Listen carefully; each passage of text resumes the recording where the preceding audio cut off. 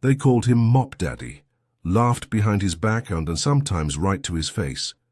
Every morning, like clockwork, someone made a crack about his uniform or dropped their coffee cup on purpose just to watch him bend over, and Marcus always smiled, always picked it up, but he never forgot a word, especially not what Gerald Banks said that Thursday morning, standing in the break room on his second espresso and third complaint about lazy hires and diversity hires.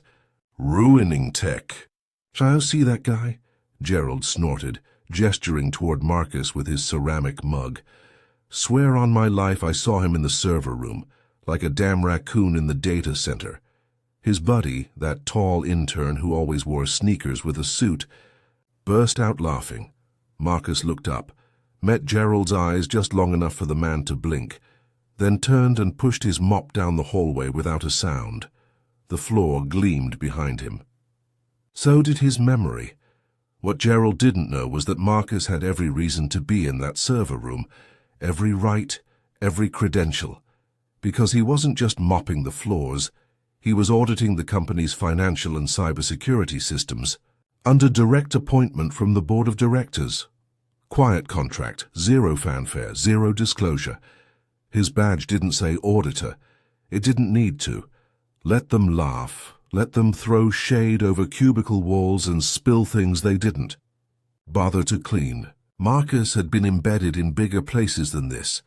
Banks, oil firms, even a hedge fund once. But never one so smug. That's what made this job feel personal. The elevator pinged and Marcus stepped inside. A junior exec nearly collided. With him, then wrinkled her nose. "Ugh, still smells like bleach, gross." Marcus said nothing, just tipped his head, hit the basement level and rode down alone. She didn't notice the security badge clipped inside his janitor pouch, didn't see the encrypted USB drive in his gloved hand, didn't know he'd just pulled logs on unauthorized. Third-party data transfers traced back to her login credentials. Downstairs in the supply closet everyone ignored, Marcus locked the door behind him. It wasn't filled with brooms. Inside was a full terminal, black case, silent fan, firewall routed and air-gapped. He sat down, pulled off the coverall's top half and rolled up his sleeves. He started typing as the system decrypted the next set of finance spreadsheets. Marcus leaned back and took a breath. One by one they were revealing themselves. He didn't need to confront them. He just needed to watch, listen, and build the report, because soon they wouldn't be laughing.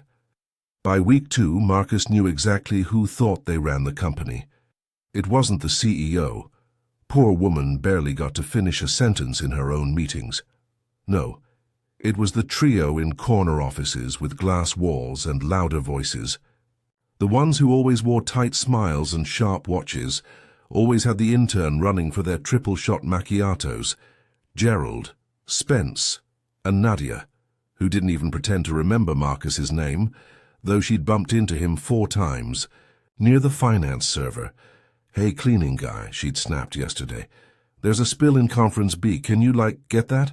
Marcus had already cleaned it, twice. He'd also noted her habit of printing sensitive budgets and leaving them face up on shared printers, but he didn't let it show. Instead, he held the door open with a nod so she could sail past. All heels. And entitlement. While he silently slid the fresh printout behind her into a manila folder labeled Evidence D. Downstairs in the custodial closet, which was fast becoming a full-blown operations hub, Marcus cross-referenced the IP addresses and internal logs he'd been pulling each night after everyone left. His fingers moved slowly, deliberately. Client. Funds were being diverted into consulting fees and shuffled across dummy LLCs registered to shell companies in Delaware and Malta. Clean on paper.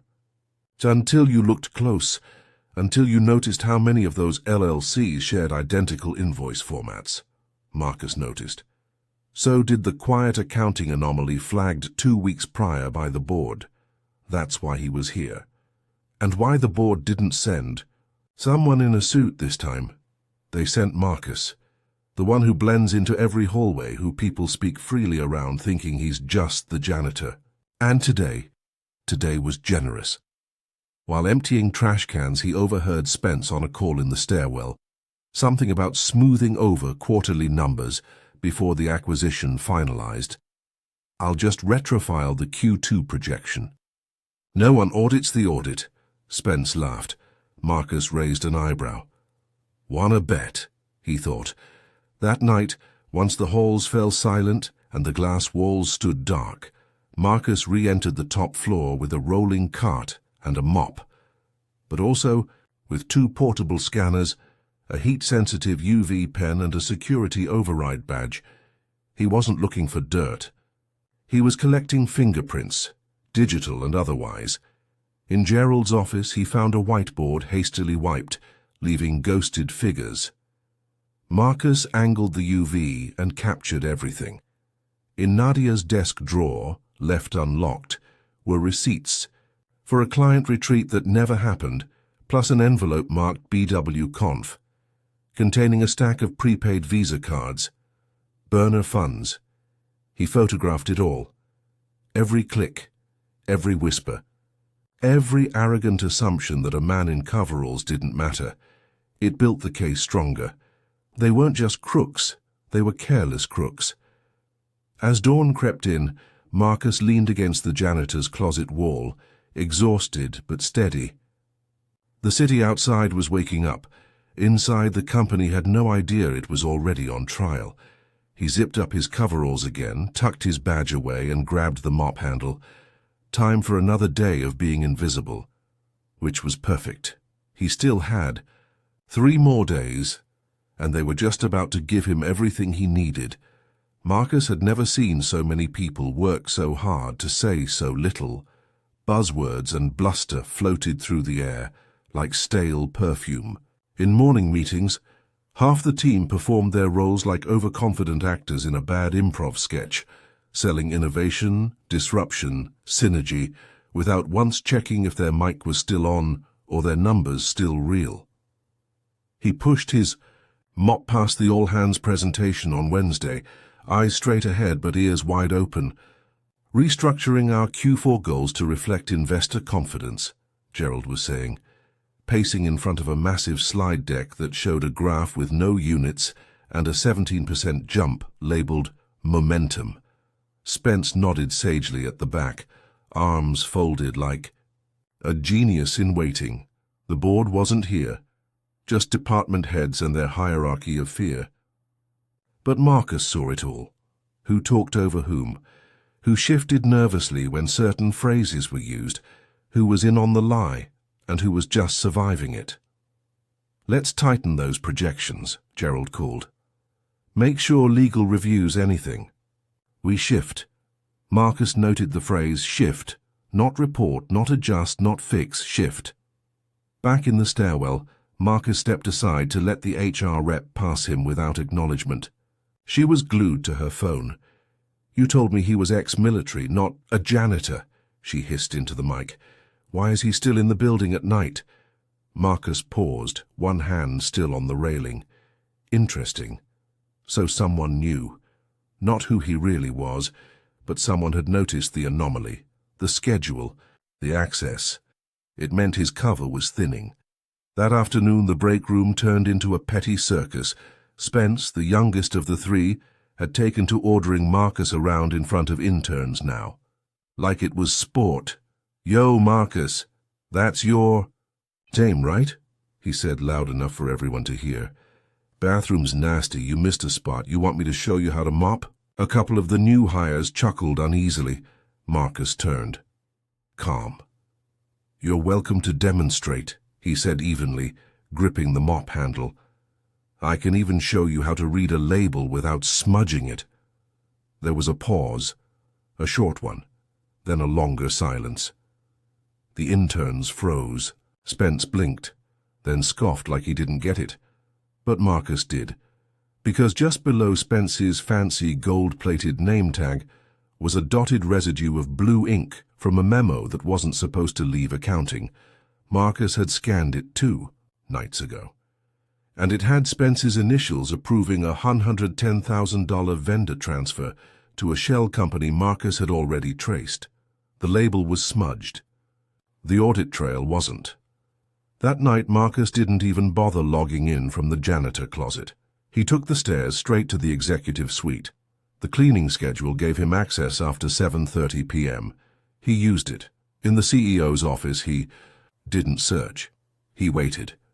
8 minutes later, the CEO herself, Mariah Fong, walked in, heels clicking, eyes tired, jaw tense. She stopped short when she saw him. He didn't wear the mop belt tonight.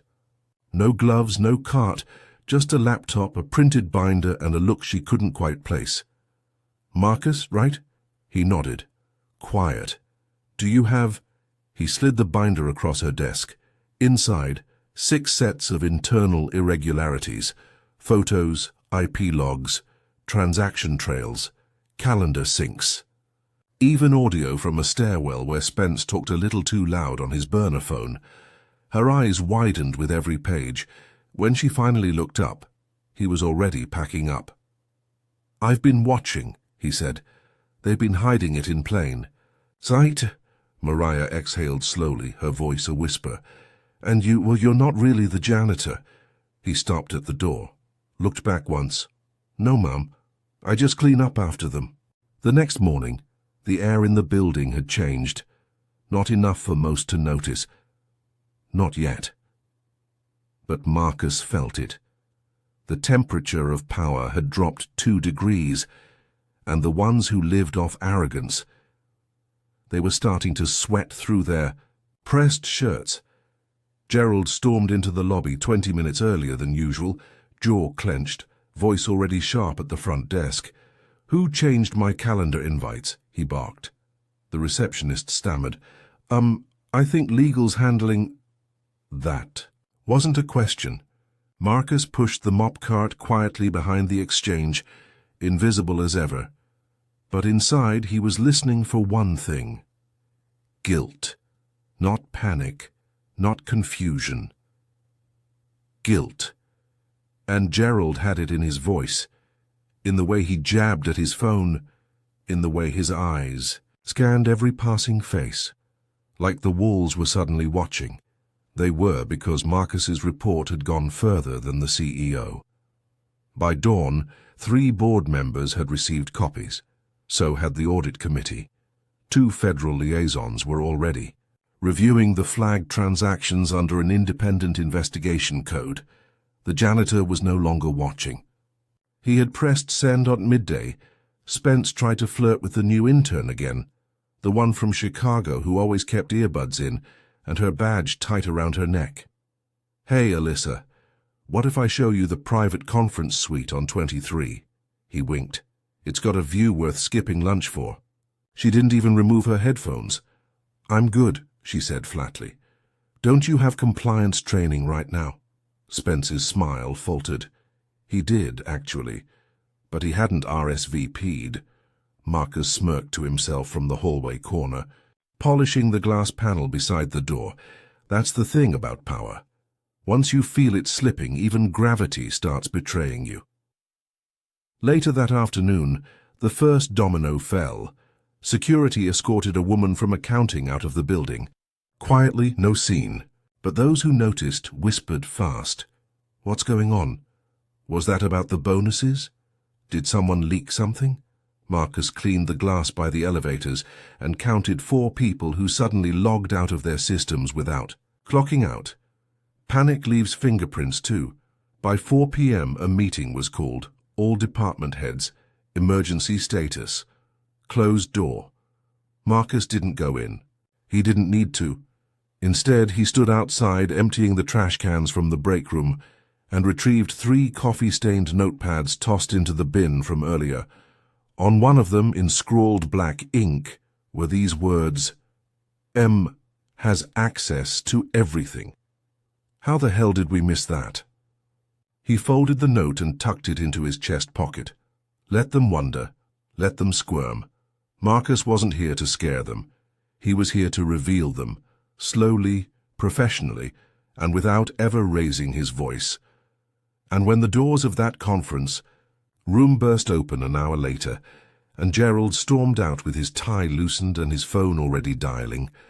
Marcus caught his eye, didn't say a word, just nodded. Like a man who had just finished taking out the last bag of trash, Thursday came quiet. No laughter in the halls, no espresso machines firing, no one yelling for Marcus like he was room service. Instead, emails, dozens, legal, compliance, HR, company-wide reminders about ethics, privacy, and acceptable use. Marcus read every single one, then deleted them. He already knew the rules. He'd been watching them get broken for weeks. At 11:04 a.m., the company's Slack went down.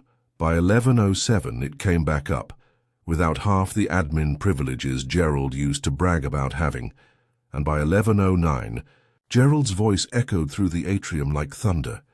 "Who locked me out of my own system?" He wasn't yelling at anyone in particular, but his eyes landed on Marcus anyway. "You!" Gerald snapped. "What did you touch? You were in my office yesterday, don't lie." Marcus calmly straightened, hands still wrapped around the mop handle. "I clean what's dirty," he said, tone flat. "You'd know more about that than me." That line, it hit.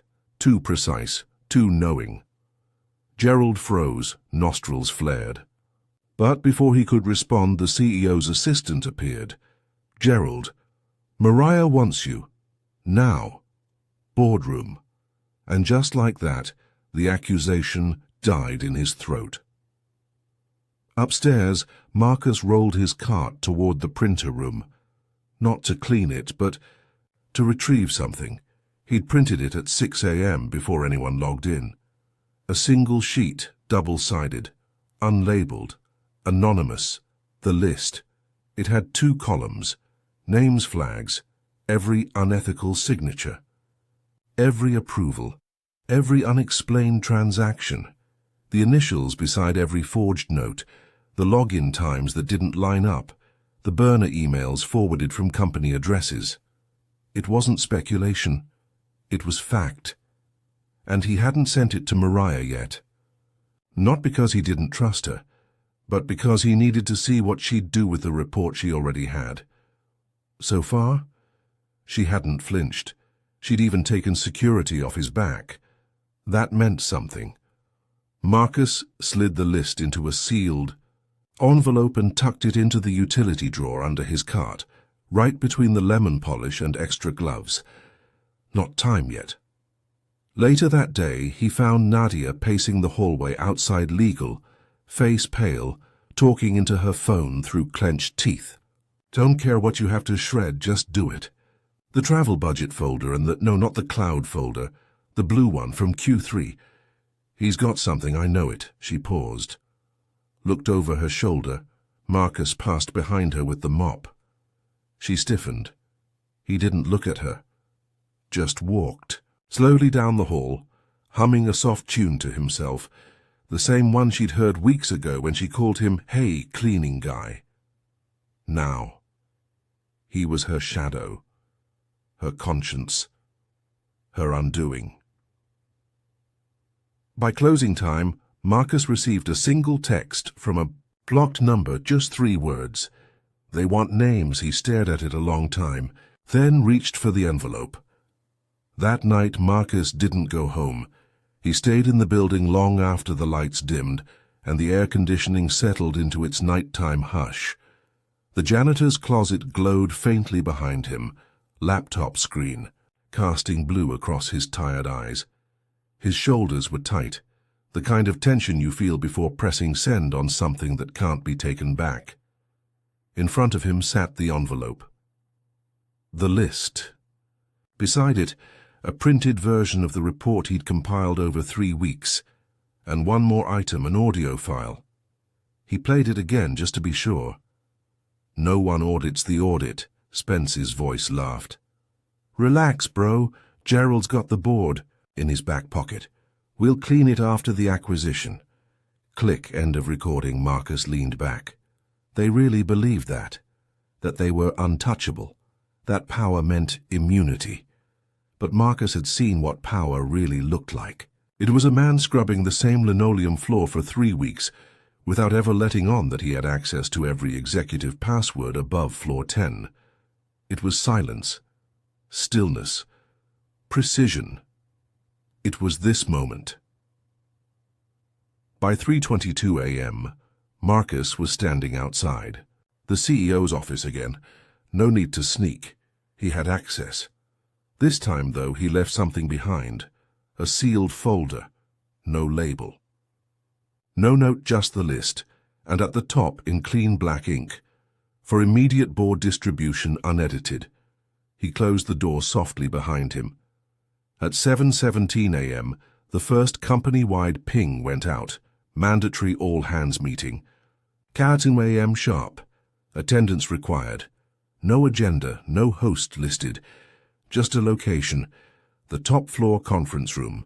One they only used for acquisitions, dismissals, or disasters. Marcus didn't attend. He mopped the downstairs lobby instead. Calm, invisible, but he didn't need to see the meeting to know what was happening. Gerald would speak first, loud, defensive, trying to call it all a misunderstanding. Spence would play dumb, maybe even pretend he was framed. Nadia would sit stone-faced, already texting someone about damage control, and Mariah would walk in with the folder. She'd lay it down, 1 page at a time, and by the time she was done reading, the room wouldn't be silent, it would be shaking, because names have weight and Marcus had just dropped every single one. At 8:03 a.m., the doors to the top-floor conference room shut with a soft click. The kind of soft that carries weight. The kind of soft that says, "This meeting is not optional." 22 people sat around the polished table. Executives, directors, heads of compliance and legal, and a few faces who didn't usually attend internal matters. One of them wore a government badge. Another quietly recorded the entire meeting, blinking red light tucked discreetly into a briefcase zipper. Mariah stood at the front. No slides, no notes. Only a folder, the one Marcus had left on her desk. She didn't pace, didn't shout, didn't accuse. She opened the folder and began reading, line by line. On March 3rd, a $47,000 vendor payment was rerouted through an inactive LLC registered to an address in Baltimore. That LLC's listed agent is the spouse of our VP of Technology. On March 12th, travel expenses were duplicated and inflated by $22,000. The receipts were signed off by 2 people, one of whom hadn't been employed here in over 8 months. March 17th, 3 data logs were accessed remotely from an unauthorized device in the Caymans. The silence in the room grew thicker with every word. No one interrupted. No one dared. When she finished, she lifted her eyes. There are 16 names in this report. 3 of them have already been terminated as of this morning. 5 more are under review. The remainder are in this room. A chair creaked. Someone exhaled too hard. Any questions? No one moved except Gerald. He stood, straightened his jacket, looked around. "This is absurd," he said, trying to inject some of that old command into his voice. "You're taking the word of some janitor, a ghost in the halls." Mariah didn't flinch. "He's not a janitor," she said. "He's been auditing us since the first complaint reached the board. And frankly, he did what none of you could or would do." Spence cleared his throat, but she cut him off with a glance. "No more excuses, no more jokes. We were compromised from the inside. And we let arrogance blind us." She turned to the man with the government badge. "You have what you need?" He nodded. "More than enough." Then he reached into his jacket and placed a single sheet of paper on the table. 2 words stamped in red across the top. Pending indictments downstairs, Marcus stood by the main entrance, wiping smudges from the classed employees passed by in stunned silence. Some whispered, some avoided his gaze entirely. But one woman, the intern Alyssa, stopped. She stared at him. then smiled. Wide. Real. "I knew you weren't just cleaning," she said softly. Marcus looked at her, lips lifting slightly. "I was," he replied. "Just not the kind of cleaning they thought." She laughed, shook her head, and kept walking. Behind her, the executive elevator chimed. Security stepped out, followed by Gerald, pale, silent, escorted, badge clipped loose on his lapel like a final insult. Marcus held the door for them, not as the janitor, but as the man who ended the cover-up they thought no one saw.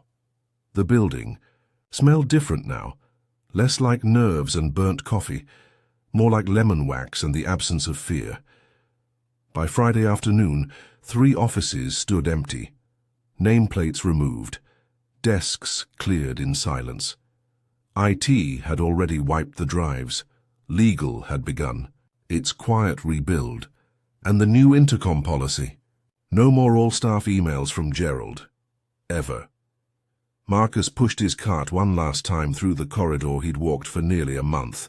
Same route, same pace, same mop. But now, people moved out of his way. No jokes today, no spilled coffee, no snide remarks. He paused at the corner where Spence used to lounge, holding court like he ran the place.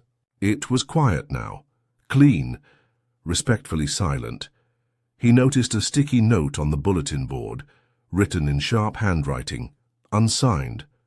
"Don't assume the quiet ones aren't listening." Marcus smiled. He had been. And now, they knew. Upstairs, Mariah stood by her office window, watching as rain tapped lightly on the glass. She heard the soft knock behind her and turned. Marcus entered, holding a small black pouch. From it, he slid a flash drive and a set of scanned documents. "Final files," he said, "all secured. I'll submit the formal closure tomorrow." Mariah accepted them with both hands like something sacred. "You never raised your voice," she said quietly. "Not once." Marcus shook his head. Didn't need to. There was a long pause between them, the kind that holds mutual respect. No handshakes, no corporate slogans, just a nod, a real one. On his last walk out, Marcus passed the lobby security guard, who looked up from his desk and grinned wide. "Hey, Mr. Janitor," he said with a spark of humor. "Or should I say Mr. Ghostbuster?" Marcus chuckled. "Just a cleaner, man." "Yeah, well," the guard gestured toward the elevators. "Whatever you did, this place breathes better now." Marcus gave a simple reply. "Air's clearer, without liars in it." He pushed the glass door open and stepped into the grey afternoon. Rain had begun falling, soft, steady, the kind that scrubs a city clean. He didn't look back. He didn't have to. Because sometimes the most powerful thing a black man can do is walk through a room they never wanted him in, leave it better than he found it, and say nothing at all.